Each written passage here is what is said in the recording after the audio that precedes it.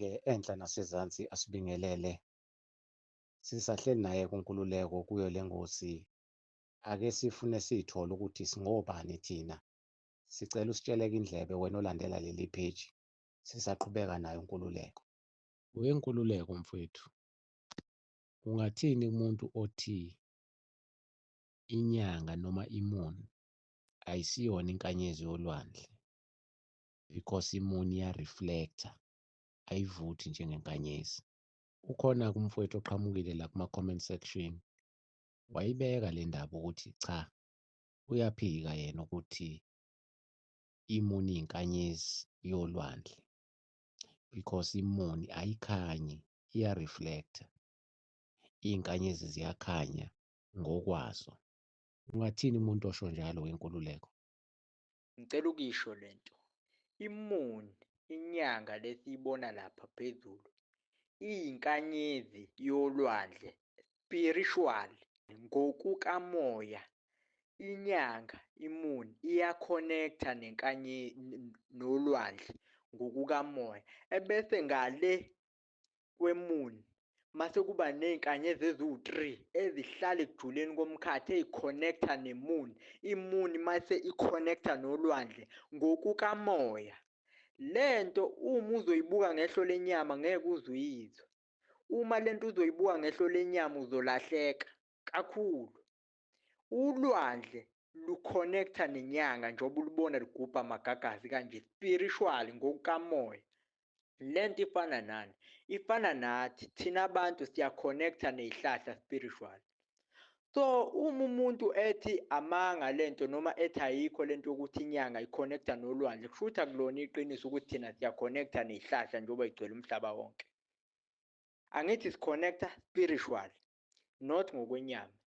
Nalo-ke ulwandle lu-connect-a nenyanga spiritual. Uma ngathi umdali wezinto zonke ney'dalwa ey'nkulu ey'tholakala lapha emkhathini onomkhubulwane nomveli kuqala, lezi dalwa uma ngase kuthiwa manje ziyayigudluza i-moon la umdala ayibeka khona, ulwandle lingathula du, ngeke liwagubhe amagagasi. Lingathula du, kungenzeki lutho. And futhi ngafa inqwaba yey'lwane ey'phila phansi kolwandle uma ngathi kuthiwa iy'dalwa y'kamdala ey'nkulu ziyayigudluza i-moon la umdala ayibeka khona, nangendlela umdali awayi-create-a ngayo ukuthi isebenze ngayo spiritual. Abantu ukuthi banolwazi oluncane. Abantu izinto futhi uma beyibuka bayibuka ngehlo lenyama bengasebenzisi ihlo likamoya. Ilento ebalahlekelisayo abantu kakhulu, bengakwazi ukubona even ngisho into yakubo umuntu. Ngobani? Yena usebenza ngokwenyama. Kanti ezinye izinto empeleni uma sibuka imvelo kamdala akumele siyibuke ngehlo lenyama, kumele siyijulele siyibuke ngehlo likamoya. Yayibona lonto? Laphana emkhathini kunezinto uma ngase kuthiwa uNkulunkulu nedalwa ey'nkulu bayayigudluza, kungafa yonke into ekhona la emhlabeni. Kunezinto ey'khona lapha emkhathini engathi mase kuthiwa uNkulunkulu uyayigudluza kungafa kuphele kubhubhe yonke into ela emhlabeni. Ngesimo sokuthi abantu abanalo ulwazi lokuthi lezi zinto ey'lapha phezulu ezabekwa umdali, iningi lazo izona ezisenza sikwazi ukuphefumula, sikwazi ukuphila, sikwazi ukwenza yonke into, sikwazi ukucabanga izinto esiy'funayo ngendlela esifuna ngayo.